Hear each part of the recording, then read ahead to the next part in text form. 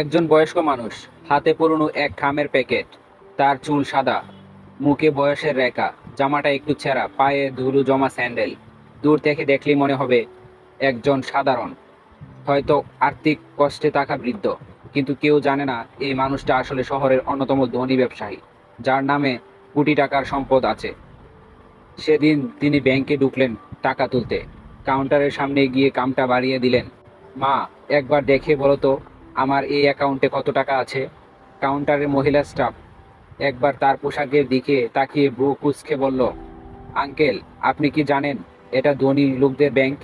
এখানে আপনার মতো গরিব মানুষ টাকা রাখতে পারে না। ভুল জায়গায় এসেছেন।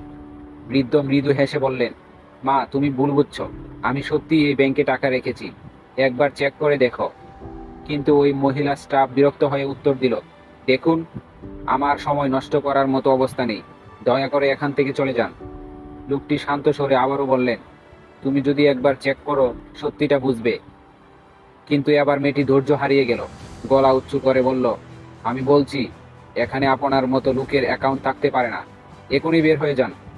রেগে ফুঁসে ওঠা সেই স্টাফ নিরাপত্তারক্ষীকে ডাকতে যাচ্ছিল। ঠিক তখনই ম্যানেজার পাশ দিয়ে যাচ্ছিল। ঘটনা শুনে তিনি অবাক হয়ে বৃদ্ধের কামটা হাতে নিয়ে এবং কম্পিউটারের অ্যাকাউন্ট নাম্বার বসালেন। মাত্র কয়েক সেকেন্ডের মধ্যেই ম্যানেজারের মুখের ভাব পাল্টে গেল। ম্যাডাম, এই ভদ্রলোক আমাদের ব্যাংকের ভিআইপি কাস্টমার। ওনার অ্যাকাউন্টে কয়েক কোটি টাকা জমা আছে, আমাদের সবচেয়ে পুরনো এবং বিশ্বস্ত গ্রাহক। মহিলা স্টাফের চোখ বড় হয়ে গেল, ঠোঁট কাঁপতে লাগলো। অপমানের যে কথাগুলো কয়েক মিনিট আগে তিনি ছুড়ে দিয়েছিলেন, সেইগুলো যেন এখন উল্টে গিয়ে তাকেই আঘাত করছিল। বৃদ্ধ মৃদু হাসলেন, মা, মানুষের মূল্য পোশাকে নয়, তার সততা আর আচরণে। মনে রেখো, বড়লোক মানেই দামি পোশাক নয়, আর পুরনো জামা মানেই গরিব নয়। তারপর তিনি ধীরে ধীরে ব্যাংক থেকে বেরিয়ে গেলেন। আর পিছনে দাঁড়িয়ে থাকা মেয়েটি নীরবে মাথা নিচু করে রইল। নিজের ভুল বুঝতে পেরে মেয়েটিও লজ্জা পেল। তো বন্ধুরা, এরকম নতুন নতুন ভিডিও পেতে আমাদের এই পেজটি ফলো দিয়ে রাখুন। ধন্যবাদ।